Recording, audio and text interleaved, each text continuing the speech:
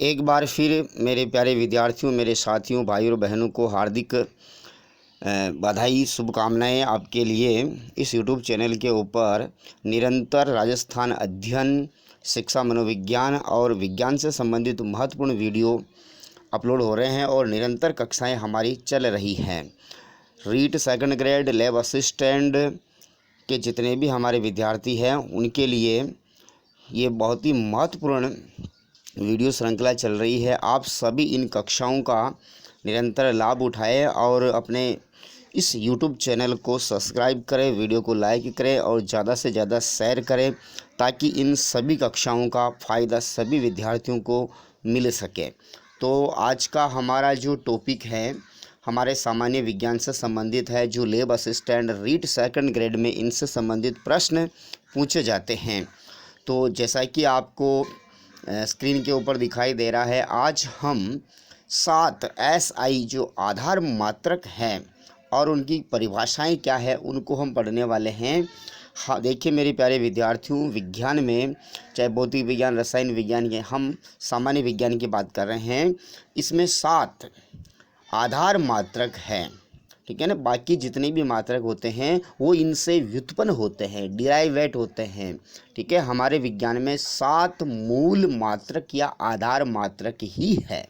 आप याद रखेंगे, ये प्रश्न परीक्षा में पूछा भी गया है कि आधार मात्रकों की संख्या कितनी होती है, तो 7 होती है। अब वो 7 आधार मात्रक कौन कौन से हैं उनकी हम यहाँ पर चर्चा कर रहे हैं। आप ध्यानपूर्वक सुने, वीडियो को बीच में स्किप ना करें, पूरा अंत तक देखें। आपको इन 7 ही मात्रकों के बारे में बिल्कुल अच्छी तरह से जानकारी हो जाएगी और आप भविष्य में शायद इनको नहीं भूल पाएंगे। परमानेंट में आपके दिमाग में ये चीज़ बिठा दूंगा, समझा दूंगा। देखिए, साइंस कोई रटने का सब्जेक्ट नहीं है, समझने का सब्जेक्ट होता है, ठीक है ना। तो मैं आपको समझाने का ही काम कर रहा हूँ। तो देखिए मेरे प्यारे विद्यार्थियों, यहाँ लिखा हुआ है, देखिए 7 आधार मात्रक और उनकी परिभाषाएं। मेरे प्यारे विद्यार्थियों, यदि आप REET second grade lab assistant विज्ञान के विद्यार्थी हैं तो आपके लिए ये जो 7 आधार मात्रक है उनके बारे में जानकारी प्राप्त करना, उनकी परिभाषाएं की जानकारी प्राप्त करना बहुत ही इम्पोर्टेंट है। तो चलिए अपना वीडियो शुरू करते हैं। तो सबसे पहला हम यहाँ पढ़ रहे हैं, जो हमारा आधार मात्रक है वो लंबाई है। कौन है? लंबाई। लंबाई आधार मात्रक में आता है। यदि हम इस लंबाई के प्रतीक की बात करें तो लंबाई का प्रतीक क्या होता है? एल होता है। लंबाई का प्रतीक क्या होता है? एल होता है। लेंथ से एल हो गया। यदि इसके SI मात्रक की बात करें, लंबाई का SI मात्रक क्या होता है? तो मीटर होता है। क्या होता है? मीटर होता है। मीटर का यदि हम प्रतीक देखें तो एम होता है, ठीक है ना। तो लंबाई का, ठीक है ना, सिंबल एल हो गया, इसका SI मात्रक मीटर हो गया और मीटर का सिंबल यदि हम देखें तो एम हो गया, ठीक है ना। अब देखिए मेरे प्यारे विद्यार्थियों, क्या होता है कि जैसे हमें किलोमीटर दिया हुआ होता है और हमें कोई भी न्यूमेरिकल कर रहे हैं विज्ञान के अंदर, तो हम क्या करते हैं? किलोमीटर को मीटर में चेंज करते हैं। जितनी भी भौतिक राशियाँ होती हैं उनको हमें उनके मूल मात्रकों में चेंज करना पड़ता है, चाहे वो किसी अन्य मात्रक में दी गई हो। तो 1 किलोमीटर को हम किस में चेंज करेंगे? मीटर में, तो 1000 मीटर हो जाएगा, ठीक है। इस प्रकार से आप मीटर को, ठीक है ना, में बदल कर ही कैलकुलेशन करेंगे। चाहे सेंटीमीटर दिया हुआ हो, इंच दिया हुआ हो, चाहे कोई भी अन्य राशि अन्य मात्रकों में दी हुई है तो उसको आपको मीटर में ही चेंज करना है, तभी जा कर के जो हमारे आंसर है वो ऐसे मात्रकों में आएंगे और वैलिड होंगे, ठीक है। उसके बाद देखिए लंबाई की परिभाषा। यदि हम लंबाई के मात्रक जो मीटर है, तो मीटर की यदि हम परिभाषा देखना चाहते हैं तो मीटर किसे कहेंगे, इसकी परिभाषा है। मीटर का जो निर्धारण है वो कैसे किया गया, तो देखिए इसकी एक परिभाषा जो प्रचलित है हमारे कक्षा 11 की बुक में, जो वर्तमान में हमारे पाठ्यक्रम में चल रही है, कि जो प्रकाश होता है, क्या होता है? प्रकाश द्वारा निर्वात में, प्रकाश के द्वारा निर्वात में 1 सेकंड के अंदर, कितने? 1 सेकंड में, 1 सेकंड में 1/299, इसको याद रखने का तरीका 299 792 ठीक है ना। 792, 458, इनको याद रखने का तरीका 299, 792, 458 समय अंतराल में, समय अंतराल में, अगले पेज पे ले रहा हूं मैं, तय की गई दूरी को हम लिख सकते हैं पथ की लंबाई, दूरी का मान 1 मीटर होता है, 1 मीटर होता है। तो देखिए ये तो परिभाषा थी। अब मैं आपको सिंपल शब्दों में समझा दूं कि जो प्रकाश होता है, प्रकाश जो होता है ना, प्रकाश, सूर्य का प्रकाश, उसका निर्वात के अंदर, निर्वात में 1 सेकंड में, यदि प्रकाश निर्वात के अंदर 1 सेकंड में 1/299, 792, 458 समय अंतराल में जितनी दूरी तय करता है वही दूरी 1 मीटर होती है। इस प्रकार से 1 मीटर की परिभाषा ली गई है। प्रकाश के द्वारा निर्वात में 1 सेकंड के अंदर 1/299, 792, 458 समय अंतराल में तय की गई दूरी को 1 मीटर कहते हैं। उसके बाद देखिए एक परिभाषा इसमें और भी प्रचलित है कि जो इनकी जो मात्रकों की जो प्रयोगशाला है उसके अंदर दो जो बिंदु है उनके बीच में एक लंबी छड़ रखी है, तो उनके दोनों बिंदु के बीच की जो दूरी है वो क्या है, 1 मीटर है। ऐसी परिभाषा भी जो प्रचलित है। ये छड़ है प्लेटिनम इरिडियम की छड़ होती है। उसके बाद देखिए हमारा दूसरा जो मूल मात्रक है वो द्रव्यमान है। क्या है, द्रव्यमान। द्रव्यमान को इंग्लिश में हम मास कहते हैं। क्या कहते हैं, MASS, मास कहते हैं। तो द्रव्यमान के लिए भी हम क्या लिखते हैं, मास से इनका द्रव्यमान का सिंबल हम M बना लेते हैं। और द्रव्यमान का जो SI मात्रक होता है वो होता है किलोग्राम। क्या होता है, किलोग्राम। याद रखेंगे, द्रव्यमान का SI मात्रक किलोग्राम होता है। भार का SI मात्रक न्यूटन होता है। भार और द्रव्यमान में अंतर है। मैं आने वाले नेक्स्ट वीडियो में ये भी चीज़ डिस्कस करूँगा आपके साथ, क्या अंतर है।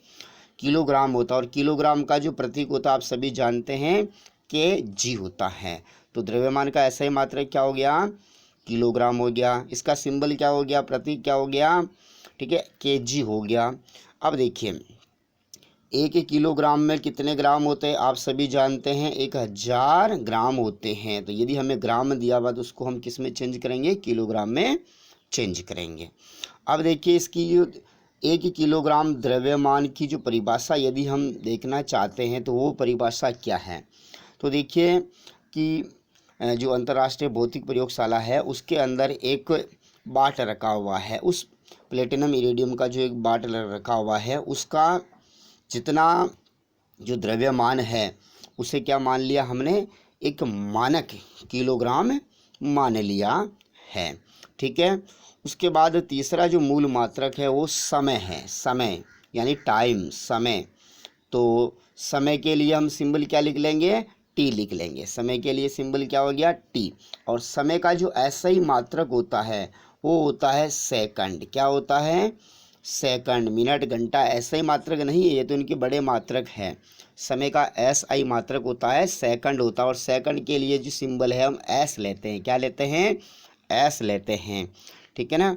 तो समय, इनको इंग्लिश में टाइम कहते हैं, तो इसका सिंबल बन गया टी और इसका SI मात्रक हो गया सेकंड। और सेकंड से क्या हो गया, S इनका सिंबल बन गया। छोटी जानकारियाँ देखिए, एक जो घंटा होता है उसमें कितने सेकंड होते हैं, 3600 सेकंड होते हैं। तो यदि हमें घंटा दिया हुआ है तो उसको हम किस में चेंज करेंगे, सेकंड में चेंज करेंगे। अब देखिए 1 सेकंड की परिभाषा क्या होती है। 1 सेकंड का निर्धारण हमारे साइंटिस्टों ने कैसे किया है। 1 सेकंड, क्योंकि सेकंड से मिनट बनता है, मिनट से घंटा बनता है और घंटे से क्या बनते हैं, दिन रात की हम काउंटिंग करते हैं। तो देखिए 1 सेकंड की जो डेफिनेशन है वो परिभाषा वो क्या है कि 1 सेकंड सीजियम 133 परमाणु की, सीजियम 133, ये याद रखेंगे, परमाणु की मूल अवस्था के 2 अति सूक्ष्म, सीजियम 133 परमाणु की मूल अवस्था के दो अति सूक्ष्म, आगे आगे वाले पेज पे ले रहा हूँ, स्तरों के बीच होने वाले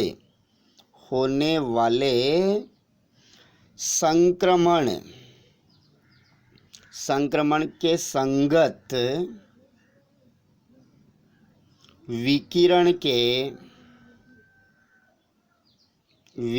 के अगले पेज पे ले रहा हूँ, 91, 92, 631, 770, 91, 92, 631, 770 आवर्तों की अवधि को 1 सेकंड कहते हैं। 1 सेकंड कहते हैं। तो ये परिभाषा आपको शायद थोड़ी टफ लगी होगी, डिफ़िकल्ट लगी होगी, परंतु मैं अपने शब्दों में अब समझा रहा हूँ। देखिए, एक सीजियम परमाणु घड़ी है। उन सीजियम परमाणु घड़ी की जो मूल अवस्था होती है, उस मूल अवस्था में यानी कि कुल मिलाकर के आप ये देखिए कि वो सीजियम परमाणु है, ठीक है ना। सीजियम 133 कोई परमाणु है। यदि ये क्या करता है कि इनके बीच में जो कंपन होते, ठीक है ना, कंपन होते, तो दो कंपनों के बीच में यदि जो समय अंतराल है वो 91, 92, 631, 770 आवर्त जो होते हैं ना कंपन पर, जो उनकी मात्रा को हम क्या कहते हैं, 1 सेकंड कहते हैं। और आपको मानक परिभाषा मैंने पहले बता दी है। उसके बाद देखिए, चौथा जो हमारा मूल मात्रक है विद्युत धारा। देखिए, विद्युत धारा जो होती है, ठीक है ना, इलेक्ट्रिसिटी करंट जो होता है, इसका जो सिंबल लेते हैं हम, विद्युत धारा का सिंबल हम आई लेते हैं। क्या लेते हैं? आई लेते हैं। और इसका जो एसआई मात्रक होता है वो क्या होता है? एम्पियर होता है। क्या होता है? एम्पियर होता है। विद्युत धारा की सामान्य परिभाषा हम पढ़ते हैं किसी धारावाही चालक तार में आवेश प्रवाह की दर को हम क्या कहते हैं? विद्युत धारा कहते हैं। और एम्पियर से इनका क्या सिंबल हो गया? ए हो गया। तो विद्युत धारा के जो एसआई मात्रक एम्पियर है, उसका सिंबल क्या बन जाता है? कैपिटल ए बन जाता है। अब देखिए, इसकी एक जो मानक परिभाषा है विद्युत धारा की, 1 एम्पियर की मानक परिभाषा देख लेते हैं। अब 1 एम्पियर जो होता है उसकी मानक परिभाषा क्या होती है? तो देखिए सर, इसकी जो 1 एम्पियर की मानक परिभाषा मैं आपको बता रहा हूँ। इसके लिए हम क्या ये 2 अनंत लंबाई के क्या है? तार है। 2 अनंत लंबाई के तार, ये तार ए है और ये तार बी है। ये अनंत लंबाई के, इनके बीच में जो डिस्टेंस है वो 1 मीटर है, ठीक है ना। 2 अनंत लंबाई के तार हैं, उनके बीच में डिस्टेंस 1 मीटर है और इनकी जो अनुप्रस्थ काट है वो बिल्कुल नगण्य है। नगण्य अनुप्रस्थ काट है। यदि इन दोनों चालकों में हम स्थिर विद्युत धारा प्रवाहित करने पर, यदि इन दोनों चालक तारों के बीच में 2 × 10⁻⁷ न्यूटन प्रति मीटर लंबाई पर, ठीक है ना, 2 × 10⁻⁷ न्यूटन प्रति मीटर लंबाई का अगर बल उत्पन्न होता है तो उसका जो मान होता है वो 1 एम्पियर होता है। तो 1 एम्पियर की परिभाषा एक बार वापस देख लीजिए। 2 अनंत लंबाई के तार है, उनके बीच में यदि डिस्टेंस 1 मीटर हो तो उन तारों में स्थिर विद्युत धारा प्रवाहित करने पर जो उन तारों के बीच में 2 × 10⁻⁷ न्यूटन प्रति मीटर, ठीक है ना, का बल उत्पन्न होता है, तो उसका मान 1 एम्पियर होता है, ठीक है। उसके बाद में 5वां हमारा मूल मात्रक जो है वो है उष्मागतिकी तापक्रम, यानी कि सिंपल शब्दों में यदि हम कहें तो यानी कि तापमान का, टेम्परेचर का, ठीक है ना। तो ऐसा ही मात्रक क्या होता है? देखिए, टेम्परेचर से या थर्मोडायनेमिक्स से जो इनका जो सिंबल बनेगा वो क्या बन जाएगा? तापमान का कैपिटल टी सिंबल बन जाएगा। क्या बन जाएगा? कैपिटल टी बन जाएगा। तापमान का जो टेम्परेचर का एसआई मात्रक होता है, एसआई जो मात्रक होता है वो केल्विन होता है। क्या होता है? केल्विन होता है। केल्विन, केल्विन से इनका सिंबल क्या ले लिया जाता है? के ले लिया जाता है। तो तापमान का एसआई मात्रक होता है केल्विन और इसका सिंबल क्या बन जाता है? कैपिटल के बन जाता है। अब हम एक केल्विन की परिभाषा देख लेते हैं। केल्विन के बारे में सामान्य जानकारी हम प्राप्त कर लेते हैं। तो देखिए, जल के यहाँ पर एक छोटी सी जानकारी है इसमें। जल के त्रिक बिंदु पर, जल के त्रिक बिंदु पर, ये त्रिक बिंदु क्या होता है, इसके ऊपर सब के ऊपर हम चर्चा करेंगे। जल के त्रिक बिंदु पर उष्मागतिक ताप का 1/273.16 भाग 1 केल्विन होता है। जल के त्रिक बिंदु पर उष्मागतिक तापक्रम का 1/273.16 जो भाग होता है वो 1 केल्विन होता है। ठीक है। उसके बाद छठा जो हमारा मूल मात्रक है वो है पदार्थ की मात्रा। किसकी मात्रा है? पदार्थ की मात्रा। देखिए, पदार्थ की जो मात्रा होती है इसको हम एन में दर्शाते हैं। किन से दर्शाते हैं? एन से दर्शाते हैं। और पदार्थ की मात्रा का जो SI मात्रक होता है वो होता है मोल। क्या होता है? मोल।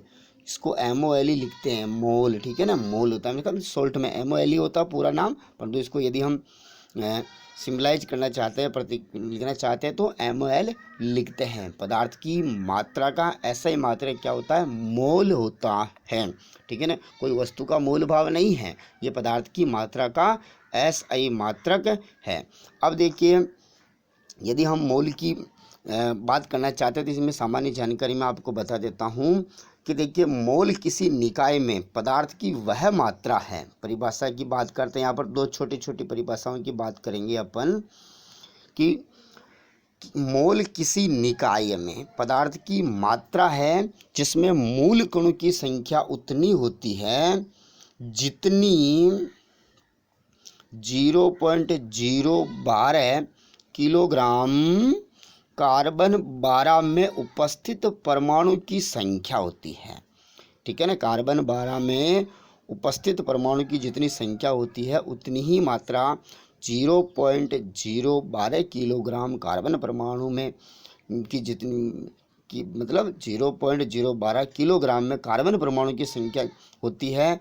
ठीक है ना, उतनी 1 मोल के बराबर संख्या ली जाएगी। अरे सिंपल शब्दों में आप इनको समझिए, जो मोल होता है, ठीक है ना, उनकी मात्रा क्या होती है कि जैसे 0.012 किलोग्राम कोई कार्बन है। ठीक है ना, तो इस 0.012 किलोग्राम कार्बन में जो परमाणु की संख्या है, ठीक है ना, परमाणु, आयनों, इलेक्ट्रॉनों की संख्या को हम क्या कहते हैं? 1 मोल कहते हैं। सिंपल डेफिनेशन है, आपको उलझना नहीं है। ठीक है। उसके बाद देखिए, एक जानकारी और बता देता हूँ मैं आपको। मोल में जब भी हम मोल शब्द का प्रयोग करते हैं, मोल शब्द का प्रयोग करते हैं तो हमें ये इंगित करना बहुत ज़रूरी है कि उस पदार्थ में परमाणु है या आयन है या इलेक्ट्रॉन है या कोई अन्य कण है। इस चीज़ को हमें स्पष्ट करना चाहिए कि 0.012 किलोग्राम परमाणु है, आयन है या कोई इलेक्ट्रॉन है, कुछ भी जो भी है, तो वो चीज़ें हमें स्पष्ट करना चाहिए। उसके बाद देखिए, 7वां SI मात्रक ज्योति तीव्रता। ज्योति तीव्रता को हम IV से लिखते हैं। ज्योति तीव्रता का सिंबल क्या होता है? IV। और ज्योति तीव्रता का जो SI मात्रक है वो होता है कैंडेला। कैंडेला, CD जिनका सिंबल होता है, कैंडेला जिसका सिंबल होता है CD होता है। ठीक है ना, CD ज्योति तीव्रता का SI मात्रक है। जो ये कैंडेला होता है, CD होता है, इसको हम ल्यूमेन प्रति स्टेरेडियन ठीक है, में प्रतिस्थापित कर सकते हैं, या ल्यूमेन प्रति स्टेरेडियन को हम CD में प्रतिस्थापित कर सकते हैं। दोनों तरफ से ही मान्य है। उसके बाद देखिए, इनकी जो परिभाषा होती है क्या होती है, तो क्या ज्योति तीव्रता की जो कैंडेला इसका SI मात्रक होता है, उस कैंडेला किसे कहते हैं, कैंडेला की क्या परिभाषा है? तो देखिए, कैंडेला किसी भी दिशा में, कैंडेला की परिभाषा बता रहा हूँ, किसी भी दिशा में 540 × 10⁻12 हर्ट्ज आवृत्ति वाले प्रकाश स्रोत की उसी दिशा में 683 वाट प्रति स्टेरेडियन की विकिरण तीव्रता का एक वर्णी प्रकाश उत्सर्जित करता हो तो उसका मान 1 कैंडेला होता है। ठीक है, एक बार वापस परिभाषा सुन लीजिए और आप नोट कर लीजिए 1 कैंडेला की परिभाषा। ठीक है, कोई एक वर्णी प्रकाश है, मतलब कोई प्रकाश स्रोत है। यदि प्रकाश स्रोत 540 × 10⁻12 हर्ट्ज आवृत्ति का प्रकाश उत्पन्न करता और एक निश्चित दिशा में, यदि वो 1/683 वाट प्रति स्टेरेडियन की विकिरण ऊर्जा वाला एक वर्णी प्रकाश उत्सर्जित करता है तो उसका मान 1 कैंडेला होता है। तो इस प्रकार से आज हमारे ये 7 आधार मात्रक थे। ठीक है, और उनकी परिभाषाएं हैं। जय हिंद, जय भारत। वीडियो को लाइक करें, चैनल को सब्सक्राइब करें और ज़्यादा से ज़्यादा शेयर करें। अपनी निःशुल्क कक्षाओं का आनंद उठाएं। जय हिंद, जय भारत। आपका दिन मंगलमय